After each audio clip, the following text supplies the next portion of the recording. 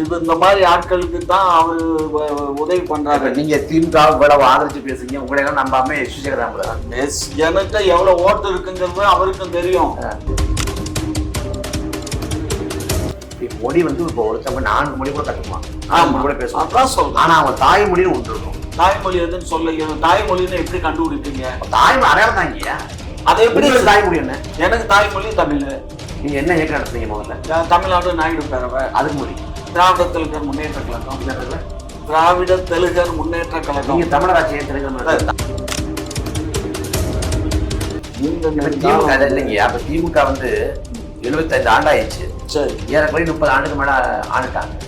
மத்திய அமைச்சர் 18 ஆண்டு அங்க வச்சுட்டாங்க. சரி, திமுக இவ்வளவு ஆண்டு காலத்துல இந்த திராவிட கோட்பாட்டுக்கு இதுதான் பண்ண சாதனை அப்படின்னு. திராவிட கட்சியில் ஆளலைன்னா இந்த அளவுக்கு ஒரு விழிப்புணர்வு வந்திருக்காரு. நீங்க எல்லாம் திராவிட கட்சியினுடைய ஆட்சி வந்ததுக்கு அப்புறம் தான் நீங்க பிறந்திருப்பீங்க. நீங்க பிறந்ததே திராவிட முன்னேற்ற கழக ஆட்சியில தான் பிறந்திருப்பீங்க. போதே நீங்க எங்களை தான் சுவாசிச்சு பண்ணுங்க. நீங்க திராவிடத்தை தான் சுவாசிச்சு தான் நீங்க பிறந்திருப்பீங்க. சரிங்களா? திமுகவோடு அதிமுகவோடு காங்கிரஸோடு பாஜகவோடு கூட்டணி இல்லைங்கிறது கட்சியோட கொள்கை நிலைப்பாடு. அது மாற வாய்ப்பு இல்லை. காம்ப்ரமைஸ் பண்ணிக்க மாட்டீங்க. பண்ண மாட்டோம். சரி, இப்படியே காம்ப்ரமைஸ் பண்ணாம எவ்வளவு நாளைக்கு 26 சாத்தியப்படுத்துவோம் நினைக்கிறோம்.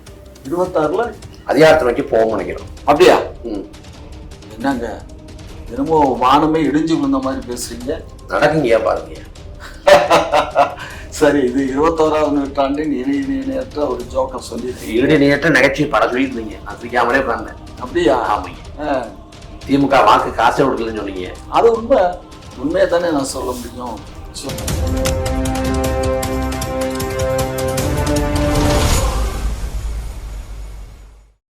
மனித நேயங்கண்ணே, அதாவது நான் இங்க பாருங்க, எஸ்சி சேகர் ஒரு பெரிய நீங்க கட்டுற மாதிரி ஒரு பெரிய அவர் கூட 10 பாப்பா வந்து ஓட்டு போட மாட்டான் அந்த ஆளுக்கு.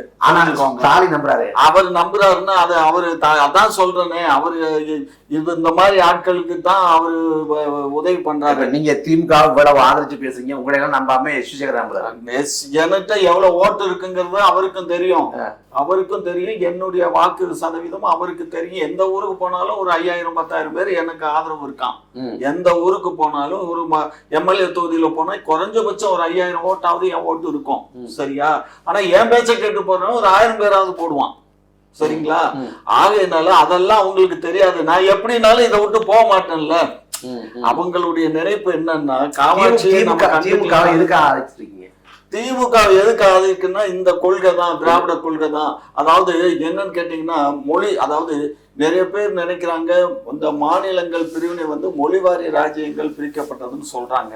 ஆனா ஜிஓ அது கிடையாது. ஜிஓ கவர்மெண்ட், சென்ட்ரல் கவர்மெண்ட் போட்ட ஜிஓல வந்து அதாவது ஸ்டேட் பைபிரிகேஷன் ஆஃப் சென்னை மாகாணம் அப்படின்னு தான் இருக்கு. சரிங்களா? சென்னை மாகாணத்துல அந்த ஸ்டேட் பைபிரிகேஷன் வந்து ஒன்னு ஆந்திர பிரதேஷ், இன்னொன்னு வந்து கர்நாடகா, இன்னொன்னு வந்து கேரளா. அப்படித்தான் பிரிச்சிருக்காங்க. கேள்வியே அது இல்லைங்க. இல்ல கண்ணு, நான் எதுக்கு சொல்றேன்னா, இந்த நிறைய பேர் என்ன சொல்றான், தமிழை வந்து இங்க இருக்கணும், மத்தவன் இங்க இருக்கக்கூடாது. இன்னைக்கு கூட திரு சீமான் அவர்கள் இன்னைக்கு ஒரு பிரஸ்ல சொல்றாரு, தமிழ இருக்கலாம், சீஃப் மினிஸ்டரா வரணும், அது கீழே இருக்கக்கூடிய பொறுப்புகள் பிற மொழியினர் வரலாம் அப்படிங்கிறாரு. அதை பத்தி பிற மொழிங்கிறது எதை வச்சு எடை போடுவீங்கிறேன் நான். மொழிதான். எப்படி மொழின்னா இங்க பாருங்க, மொழி இப்ப உருது பேசுற முஸ்லிம்ஸ் உருது பேசுவான், ஆனா அவன் தமிழ் பேசுவான். மொழி வந்து இப்ப ஒருத்தவங்க 4 மொழி கூட கத்துக்குவாங்க, 4 மொழி கூட பேசுவாங்க. அதான் சொல்றேன். ஆனா அவங்க தாய்மொழின்னு ஒன்று இருக்கும். தாய்மொழி எதுன்னு சொல்ல, தாய்மொழின்னு எப்படி கண்டுபிடிப்பீங்க? தாய்மொழி அடையாளம் தாங்க. அதை எப்படி? தாய்மொழி என்ன? எனக்கு தாய்மொழி தமிழ். நீங்க என்ன இயக்கம் நடத்துறீங்க? முதல்ல தமிழ்நாடு நாயுடு பேரவை. அதுக்கு மொழி திராவிட தெலுங்கர் முன்னேற்ற கழகம். என்ன பேரு? திராவிட தெலுங்கர் முன்னேற்ற கழகம். நீங்க தமிழராட்சியை தெலுங்கு? ஆமா, தெலுங்கு, அதாவது தமிழ்நாட்டுல வாழக்கூடிய தெலுங்கு பேசக்கூடிய மக்களுக்கு. இப்ப நீங்க தமிழர் அப்படின்னா திராவிட தெலுங்கர்னு பேர்ல நடத்தணும். அதாங்க, திராவிட நாட்டுல வாழக்கூடிய தெலுங்கர்களுக்கு ஒரு உதவி வேணுங்கிறதுக்காக அவங்களுக்கு. திராவிட நாடு எதை சொல்றீங்க? திராவிட நாடுன்னா நான் கூப்பிட்டு சொல்றது எல்லாமே இந்த 5 மாநிலங்கள் தான். அப்ப உங்க கேரளா, ஆந்திரா, கர்நாடகா அமைப்பு இருக்கா? இருந்துச்சு. இப்ப இருக்கா? இப்ப இல்ல, எல்லாத்தையும் க்ளோஸ் பண்ணிட்டேன். சரி, நம்ம இங்க பாருங்க, நம்ம வந்து மனிதன் மனிதனா வாழணும். அது ரொம்ப முக்கியம். எஸ்.சி. சேகரை பத்தி நம்ம இவ்வளவு எஸ்.சி. சேகர் இல்லைங்கயா, திமுக அதாவது நான் என்ன சொல்றேன்னா, திமுகவுல எந்த கோட்பாடும் இல்லை, எந்த கொள்கை நிலைப்பாடும் இல்லை. அவங்க தேவைப்பட்டுச்சா யாரு காலையும் பிடிப்பாங்க, யாரு காலத்தையும் நெரிப்பாங்கன்னு சொல்றேன். கண்ணே, இது தேர்தல் அரசியல் தங்கம். நாங்க 49ல ஆரம்பிச்சது பெரியாரை விட்டு நாங்க வெளியில வந்தோம்னா, பெரியார் ஓட்டு அரசியல் கிடையாது. திராவிட முன்னேற்ற கழகம் என்பது ஓட்டு அரசியல். இன்றைக்கு வரலையும் ஓட்டு அரசியல்ல நாங்க மிதந்துகிட்டு தான் இருக்கோம். சரிங்களா? நாங்க தோக்குறோம் ஜெயிக்கிறோம், தோக்குறோம் ஜெயிக்கிறோம், இப்படிதான் நாங்க வந்துகிட்டு இருக்கோம். சடுகுடு விளையாடிட்டு இருக்கோம். நீங்களும் அந்த சடுகுடுல ஜாயின். நாங்க வாக்கு அரசியல் இருக்க திமுக மாதிரி நாங்க சமரசம் பண்ணிக்கல, நாங்க விலை போகல. கண்ணு, நீங்க விலை போகல. நான் விலை போக வேண்டாம்னு நானும் சொல்ல வரல. ஏன்னு கேட்டீங்கன்னா, நீண்ட நெடுங்காலம் இப்படியே நீங்க பயணிச்சுக்கிட்டு இருந்தீங்கன்னு வச்சுக்கோங்க. திமுக இல்லைங்க, அப்ப திமுக 75 ஆண்டாயிடுச்சு. சரி, ஏறக்குறைய 30 ஆண்டுக்கு மேல ஆண்டுட்டாங்க. மத்திய அமைச்சர்ல 18 ஆண்டு அங்கம் வச்சுட்டாங்க. திமுக இவ்வளவு ஆண்டு காலத்துல இந்த திராவிட கோட்பாட்டுக்கு இதுதான் பண்ண சாதனை அப்படின்னு அதை சொல்லுவீங்க. இந்த மக்கள் வளர்ச்சி பணியை நோக்கி தான் மக்கள் பயணிச்சுட்டு இருக்கோம். நீங்க ஒண்ணு வேற, வெரி சிம்பிள். மற்ற மாநிலங்களை கம்பேர் பண்ணி பாருங்க. அதெல்லாம் ஒரு காலத்துல தென்னாடு தேய்கிறது வடநாடு வாழ்கிறதுன்னு ஒரு வழக்கத்தை கொடுத்தோம். நம்ம ஞாபகம் இருக்கும்னு நினைக்கிறேன். 67, 71 தேர்தல்கள் எல்லாம் வடக்கு வாழுது, தெற்க தேய்துனோம். இன்னைக்கு தெற்க தான் வளர்ந்துருக்கு. அப்படி இருந்து ஒன்றிய அரசு நமக்கு எந்த விதமான காமராசர் காலத்திலையும் தமிழ்நாட்டை விட உத்தரப்பிரதேசமும் சத்தீஸ்கரும் ஜார்க்கண்டும் பின்தங்கி தான் இருந்துச்சு. அன்னைக்கு காமராசர் ஆட்சி காலத்துல தமிழ்நாடு பின்தங்கி இருந்தது போல, திமுக ஆட்சிக்கு வந்த பிறகு தான் உத்தரப்பிரதேச தமிழ்நாடு முந்தியது போல பேசக்கூடாது. அந்த காலத்தையும் தமிழ்நாடு முன்னோக்கி தான் இருந்துச்சு. வரலாற்றுல என்னைக்கும் தமிழ்நாட்டை விட வட மாநிலங்கள் முன்னோக்கி இருந்தது இல்லை. ஒருவேளை திராவிட கட்சிகள் ஆளாமே இருந்தா கூட அப்படிதான் இருந்திருக்கும். அப்ப வட மாநிலம் கூட ஏன் ஒப்பிடணும்? திராவிட கட்சியில் ஆளலைன்னா இந்த அளவுக்கு ஒரு விழிப்புணர்வு வந்திருக்காது. நீங்க எல்லாம் திராவிட கட்சியினுடைய ஆட்சி வந்ததுக்கு அப்புறம் தான் நீங்க பிறந்திருப்பீங்க. நீங்க பிறந்ததே திராவிட முன்னேற்ற கழக ஆட்சியில தான் பிறந்திருப்பீங்க. போதே நீங்க எங்களை தான் சுவாய்ச்சிருப்பீங்க. நீங்க திராவிடத்தை தான் சுவாய்ச்சுதான் நீங்க பிறந்திருப்பீங்க. சரிங்களா? ஆகையினால நீங்க நாங்க ஆளுங்கட்சி, நீங்க எதிர்கட்சி. நீங்க எங்களை சொன்னா தான் நீங்க வளர முடியும். எங்கள் மீது குற்றப்பத்திரிக்கை வாசிக்க வாசிக்க தான் உங்களுக்கு வளர்ச்சி அடையும். நாங்க அதை பத்தி கவலைப்படல. ஆனால் ஒரு விஷயம் நான் என்ன கேட்கிறேன்னா, இப்போ உங்க கட்சி வளர்ச்சி அடைஞ்சுக்கிட்டே வந்துட்டு இருக்கு. நானும் பார்த்துட்டு இருக்கேன். நல்ல, நீங்களும் ஏற்கனவே ஆரம்பத்திலே சொன்னீங்க. ஆனா இப்போ இந்த 2026 தேர்தலில் நீங்க எப்படியும் இந்த 8.2% காட்டிலும் இந்த 36 லட்சம் ஓட்டை தவிர அதிகமான ஓட்டு வாங்குவீங்க. அப்படி ஓட்டு வாங்கினா எந்த கட்சியில இருந்து உங்களுக்கு அந்த ஓட்டு வரும்? எந்த கட்சியும் இல்லைங்க. நாங்க அதிகாரத்தை பிடிக்கணும், ஆட்சி அதிகாரத்தை பிடிக்கணும். அது பொதுமக்களை தான் கேட்கிறோம். பொதுமக்கள் தான் கேட்கிறோம். பொதுமக்கள் ஒண்ணு திமுகவுக்கு போடுறான், இல்ல அண்ணா திமுக, பாரதிய ஜனதா கட்சிக்கு போடுறான், அல்லது பாட்டாளி மக்களுக்கு போடுறான். இப்ப பாட்டாளி மக்களோ விடுதலை சிறுத்தைகளோ இவங்க எல்லாம் ஆட்சி பொறுப்புக்கு வந்துடல. ஆட்சி பொறுப்புல இருக்கிறது தமிழகத்தை பொறுத்த மட்டும் 2 கட்சி தான். ஒண்ணு அண்ணா திமுக, ஒண்ணு திமுக. 2 பேரும் தான் மாறி மாறி ஆட்சிக்கு வர்றாங்க. இந்த முறை அதுதான் கொஞ்சம் எப்படிங்கிறது தெரியல. ஆனா நீங்க இதுல எந்த முறை? திமுக வாக்கு அதிமுக வாக்கு இல்லைங்க, மக்கள்கிட்ட வாக்கு கேட்கிறோம். மக்கள் தான் செலுத்த போறாங்க. திமுகவோட உறுப்பினர் திமுக தான் போடுவான், அதிமுக உறுப்பினர் அதிமுக தான் போடுவான். அந்த கட்சிக்கார வாக்கு எங்களுக்கு விடப்படுறது இல்லை. ஆனா பொதுவான மக்களோட வாக்கு நாம் தமிழர் கட்சி தேவை உணர்ந்து நாம் தமிழர் கட்சி செலுத்துவாங்க அப்படின்னு நம்புறோம். அதை பெறுவதற்கு உழைக்கிறோம். இல்ல, இப்போ எனக்கு வந்த செய்திகள், வந்த வண்ணம் உள்ள செய்திகள்லாம் என்னன்னா, இந்த தாவேக்காவா தாவேக்கா அந்த வெற்றி கழகம் வந்ததுக்கு அப்புறம் நம்மளுடைய இளைஞர்கள்லாம் அந்த பக்கம் சாயிற மாதிரியும் சில 2016 முடிவு சொன்னாங்க. 2016 விஜயகாந்த் தலைமையில மக்களை புரிய வந்துச்சு. விஜயகாந்த் நாடு ஏற்பட்ட நடிகர். அந்த சமயத்துல தமிழ்நாட்டோட எதிர்கட்சி தலைவர் 2016 காலகட்டத்துல. அந்த சமயத்துல விஜயகாந்துக்கு விழுந்த வாக்கும் நாம் தமிழர் கட்சிக்கு விழுந்த வாக்குக்கும் வேறுபாடு என்னன்னா 1.5 விழுக்காடு கூட கிடையாது. நாம் தமிழர் கட்சி முதல் தேர்தல் காலம் 2016. விஜயகாந்துக்கு 2-3 தேர்தல் கடந்துட்டாரு. எதிர்கட்சி புறப்படாத கூட அந்த சமயத்துல இருந்தார். அப்படி விஜயகாந்துக்கு நமக்குமான வேறுபாடே வேற 1.5 தானே. 1.5. அப்ப விஜயகாந்தே பொருட்டு இல்ல அப்படின்னா 18 கமலஹாசன் வந்தாரு, 19 பாராளுமன்ற தேர்தல் எதிர்கொண்டாரு. நாம் தமிழர் கட்சியோட குறைவான வாக்கு தான் கமலஹாசன் விழுந்துச்சு. அப்ப அங்கேயும் ஈடுபடல. அவர் விஜய்க்கு எப்படி ஈடுபடும்? சரி, விஜய் பத்தி அப்படி சொல்றீங்க. ஆனா உங்க தலைவர், உங்க ஒருங்கிணைப்பாளர் என்ன சொல்றாரு? என் தம்பி சொன்னானா சரி அவர் சொல்றது கரெக்ட் தான் அப்படின்னு அவர் தம்பின்னு இன்னும் அப்படியே என்னமோ வெண்ணெய் உருகுற மாதிரி உருகிட்டு இருக்காரு. உங்களை தான் மாமான்னு சொல்றாரு. அது உறவு முறைங்க, உறவு முறை வேற, அரசியல் முறை வேற. அப்படியா? என்னங்க, ஒரு அரசியல் கட்சி நடத்துறதுக்கும் நான் ஒரு அரசியல் கட்சியில நான் ஒரு துடுப்பு தான். அதாவது இங்க கருத்து முரண் வேற, உறவு வேற, தனிப்பட்ட உறவு வேற. அப்ப இப்ப நான் எனக்கு வந்த செய்தி அது உண்மையா பொய்யாங்கிறது உங்கள்கிட்ட தான் நான் தெரிஞ்சுக்க முடியும். பாரதிய ஜனதா கட்சி உங்க தலைவரை உங்க ஒருங்கிணைப்பாளருடைய தலைமையில ஒருங்கிணைக்கும் அப்படிங்கிற மாதிரி ஒரு பேச்சு அடிபடுது. அது இன்றைக்கு திரு அண்ணாமலை சூசகமா உங்க ஒருங்கிணைப்பாளர்கிட்ட பேசினதாகவும் எனக்கு அதுக்கு இதெல்லாம் கலப்படம் இல்லாத பச்சை போய் அப்படி இது ஒரு கனவு. அப்ப பாரதிய ஜனதா கட்சியோட பாஜகவோட போன வரலாறு திமுக தான் உண்டு, நாம் தமிழர் கட்சி கிடையாது. திமுக நாங்க போனது அந்த இந்தியாவினுடைய கட்டாயம்.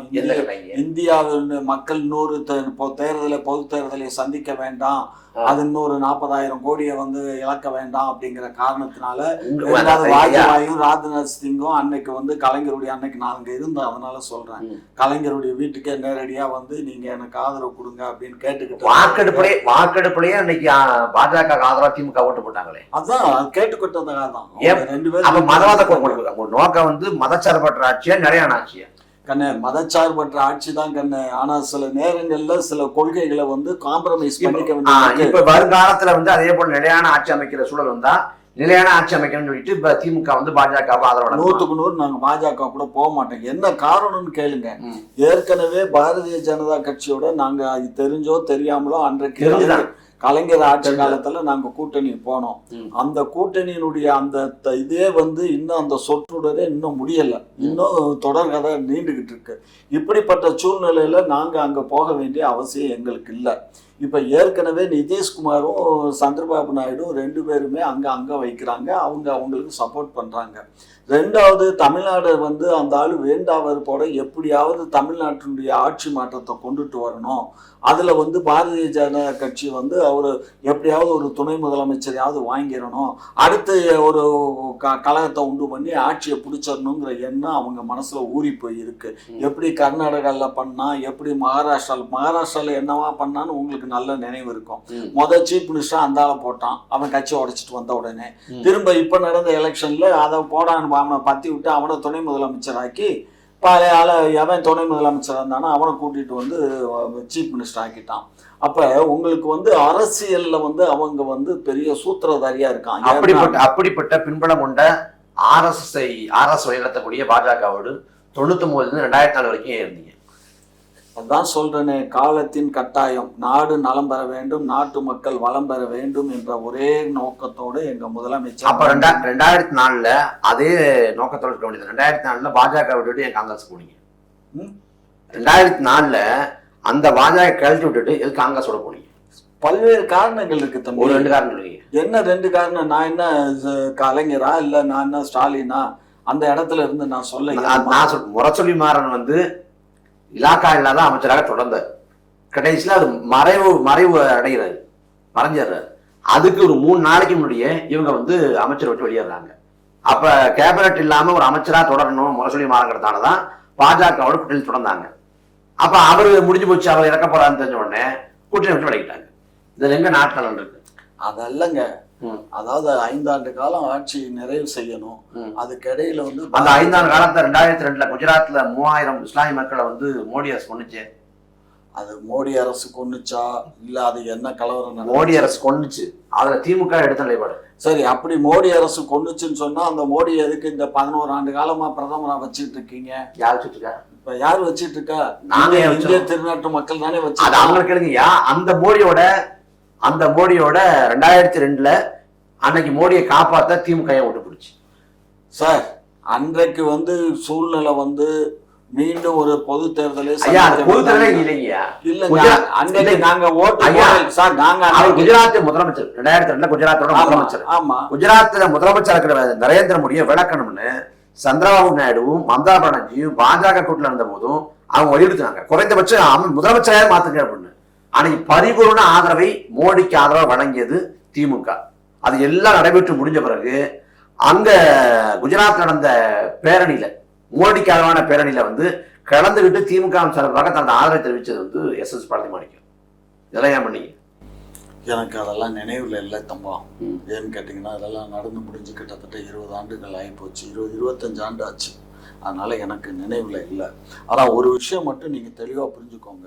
திராவிட முன்னேற்ற கழகம் எடுத்து வைக்கக்கூடிய ஒவ்வொரு அடியும் பார்த்து பார்த்து யோசிச்சு தான் எடுத்து வைக்க. யானைக்கு அடிச்சிருக்குங்களா? அதான் சில நேரங்களில் சில தவறுகள் நடந்துரும். அதுக்கு வந்து நாங்கள் இது இல்லை. சரி, இப்போ 2026 நீங்கள் எப்படி உங்களுடைய நிலைப்பாடு எப்படி? தனிச்சு தான் போட்டு போகிறோம். தனிச்சு தான் போட்டியா? இல்லை, இப்போ அரசல் புரசலாக வந்து துணை முதலமைச்சர் பொறுப்புக்கு வந்துருவாரு. இந்த அதிமுக கூட்டணி அமையுது.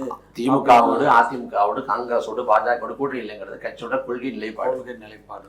அது மாற வாய்ப்பு இல்லை. காம்ப்ரமைஸ் பண்ணிக்க மாட்டீங்க? பண்ண மாட்டோம். சரி, இப்படியே காம்ப்ரமைஸ் பண்ணாமல் எவ்வளோ நாளைக்கு வந்து 26 சாத்தியப்படுத்துவோம் நினைக்கிறோம். 26 அதிகாரத்தை நோக்கி போவோம்னு நினைக்கிறோம். அப்படியா? என்னங்க என்னமோ வானமே இடிஞ்சு விழுந்த மாதிரி பேசுறீங்க. நடக்குங்க பாருங்க. சரி, இது 21ஆம் நூற்றாண்டின் இணையற்ற ஒரு ஜோக்கர் சொல்லி இணையற்ற நகைச்சுவை பல சொல்லிட்டு இருந்தீங்க. நான் சிரிக்காமலே உட்கார்ந்தேன். அப்படியா? ஆமாங்க. திமுக வாக்கு காசு கொடுக்கலன்னு சொன்னீங்க. அது உண்மையை தானே நான் சொல்ல முடியும். சொல்லுங்க. இல்ல, 26 ஆட்சிக்கு வந்தா உண்மையிலேயே நான் சந்தோஷப்படுறேங்க, பாராட்டுறேன். ஏன்னு கேட்டீங்கன்னா, யாரோ ஒருத்தர் வர்றதுக்கு திராவிடம்னா என்னன்னு அறிஞர்கள்ட்ட கேட்கணும்னு சொன்ன ஒரு தற்குறி தலைமையில் ஆட்சி அமைகிறதுக்கு அதுக்கு இவர் வர்றது எவ்வளோ பாடு. ஆனால் திராவிட மாடல் ஆட்சியை எந்த கொம்பனாலும் 2026 ஒழிக்க இயலாது. ஏன்னு கேட்டிங்கன்னா, மக்கள் எங்கள் பக்கம், மக்களுக்காக நாங்கள், மக்களே எங்கள் பக்கம். அது அதிமுக டைலாக் இல்லை, மக்களால். அது ஜெயலலிதா டைலாக்கு. ஏன் அந்த அம்மாவுக்கு தான் அது சொந்தமா, மற்றவங்களுக்கு சொந்தம் இல்லையா?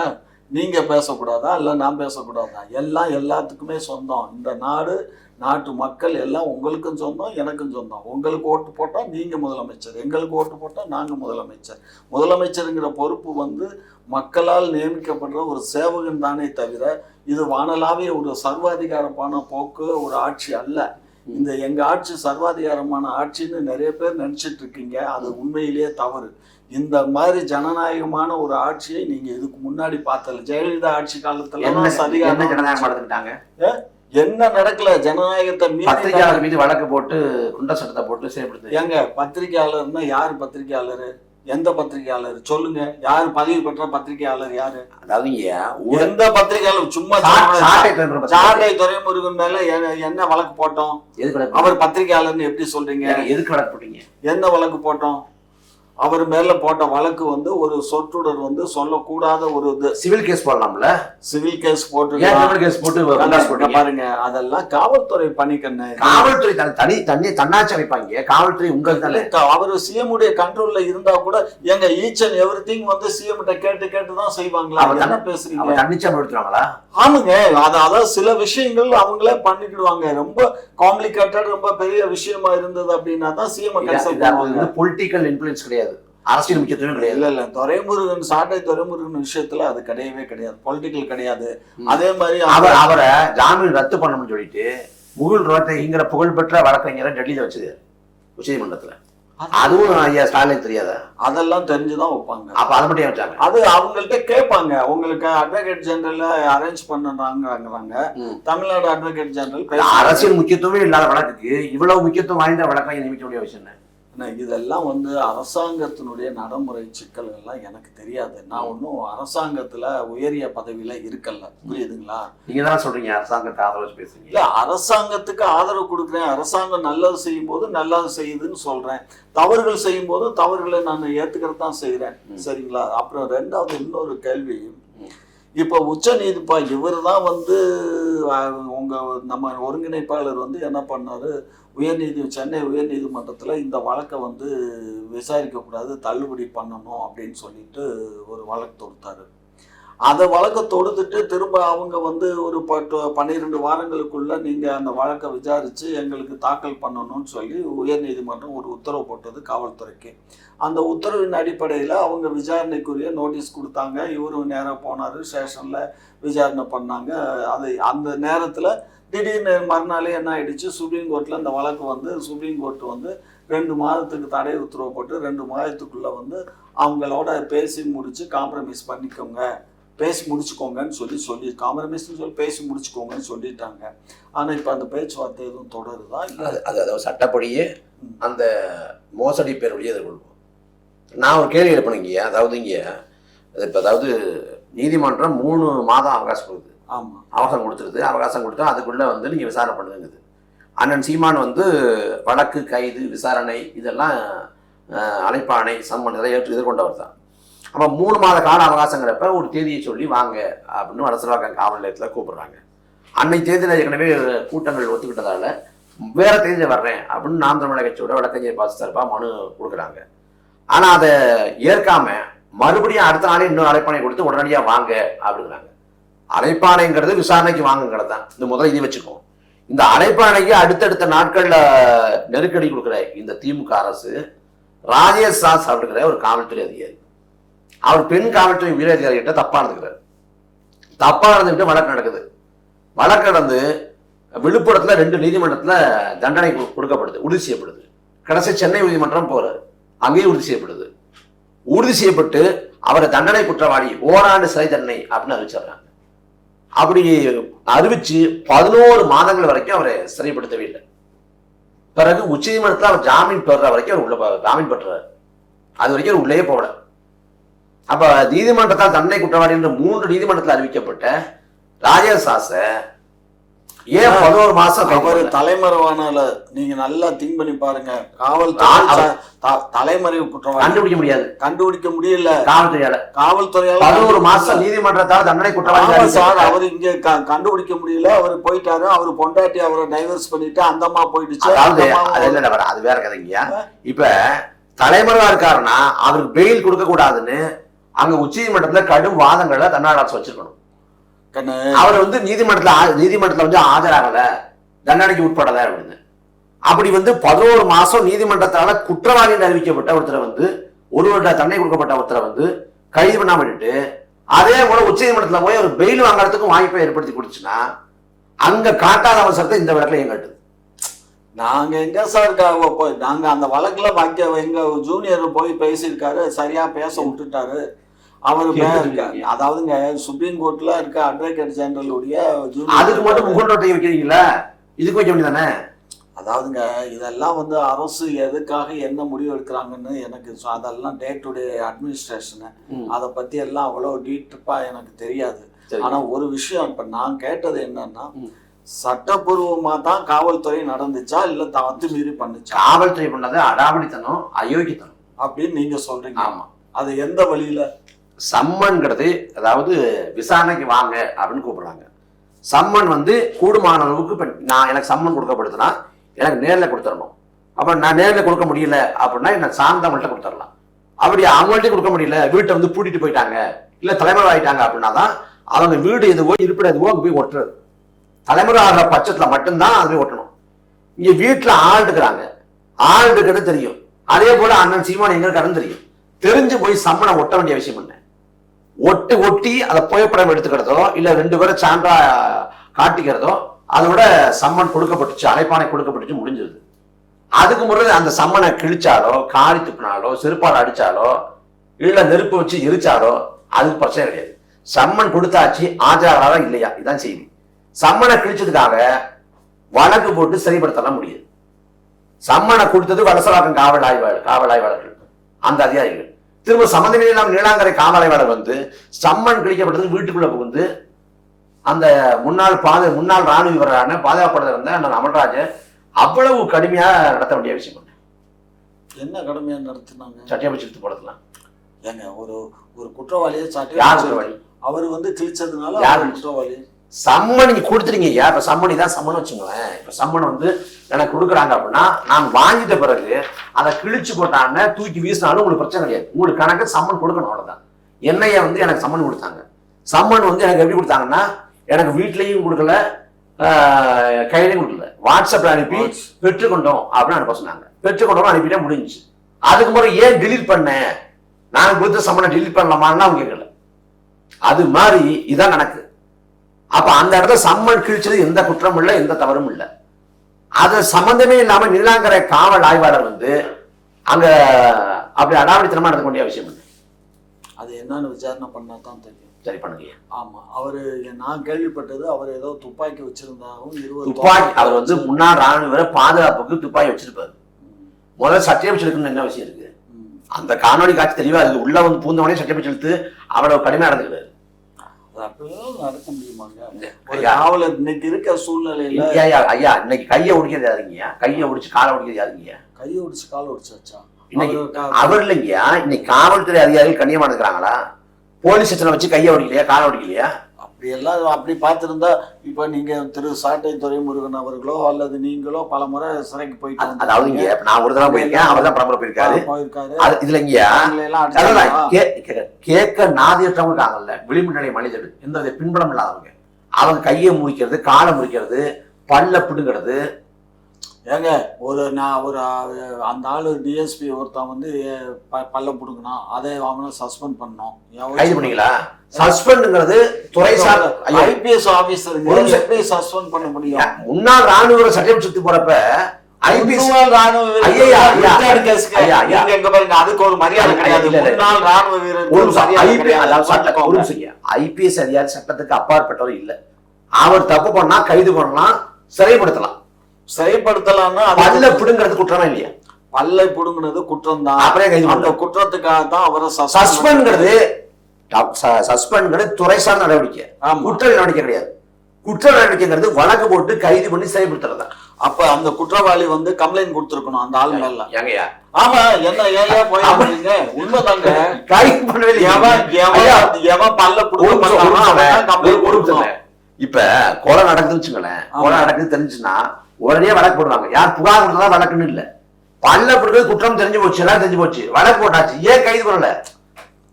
பல்லு புடுங்கப்பட்டவன் கம்ப்ளைண்ட் கொடுக்கல, வழக்கே போட்டீங்க. வழக்கு எதுக்கா வழக்கு போட்டோம்? வழக்கு போட்டீங்க, கைது பண்ணீங்க. கண்ணே, வழக்குங்கிறது வந்து புகார் கொடுக்காம வழக்கு போட்டீங்கல்ல. புகார் கொடுக்காம வழக்கு போடணும்னா இன்சிடென்ட் நடந்திருக்கு போடுறோம். ஐயா கைது பண்ணல. கைது எதுக்குங்க பண்ணணும்? வழக்கு போட்டா கைது பண்ணணும்ல, குற்றம் இல்லையா? சம்மளம் பிடிச்சு கைது பண்ணீங்கல்ல. ஒரு விஷயம், அதுக்கு தகுந்த அந்த வழக்கினுடைய தன்மையை பொறுத்து தான் செய்ய முடியும். ஐயா அந்த வழக்கின் தன்மை கைது பண்ற தன்மை தான். பல்ல பண்றதுலாம் பெரிய குற்றம். சரி, அது பரவாயில்ல. அது இப்ப நடந்து முடிஞ்ச ஒரு 3 வருஷம் ஆகி போச்சு. அதுக்காக அந்த அவரை வந்து இப்ப மறுபடியும் டியூட்டி ஜாயின் பண்ணிட்டாரு. அதனால அந்த வழக்கு தள்ளுபடி ஆயிடுச்சு, விட்டுடுங்க. இப்ப வந்து இப்ப அவரு சிறையில இருக்காரு அந்த தம்பி. இப்ப பெயில் கேட்டிருக்காரு, கிடைச்சிரும், பெயில் கொடுத்துறேன்ட்டாங்க. அதனால கவலைப்படாதீங்க, எந்த இதுவும் கவலைப்படல. அதனால வந்துரும். 2வது நான் கேட்க வந்த விஷயம் என்னன்னா, இந்த இதை ஒட்டி நீங்க அந்த அம்மா கூட நீங்க அது முடிஞ்சுங்க, அது முடிஞ்சு சட்டப்பூர்வமா இதை கொண்டு போய் முடிச்சுக்கோங்க. அப்படியா? சட்டப்பூர்வமா தான் பண்ணுவோம். அதான் அந்த அவங்களோட பின் ஏதாவது ஒரு மோசடி பேர் வழியா அம்பலப்படுத்துவோம், முழுமையாக எங்களுக்கான நிதியை பெறுவோம். அப்படியா? அப்படிதான். சரி, எங்கிட்டாவது நல்லபடியா காரியம் முடிஞ்சா சார் தான். திரும்ப திரும்ப ஒரு தவறான தகவல்களை பரப்புரை பண்ண வேண்டாங்கிறது தான் என்னுடைய நோக்கம். அது எந்த அளவுக்கு சீக்கிரமா அதை வேலையை முடிச்சு வெளியில வந்தாருன்னா எனக்கு ரொம்ப ஏற்புடையது தான். அதுல ஒன்றும் தவறு இல்லை. சரி, ரொம்ப சந்தோஷம். இந்த இவ்வளோ நேரம் எங்களுடைய சேனலுக்கு வந்து நீங்க கொடுத்த பேட்டிக்கு ரொம்ப நன்றி.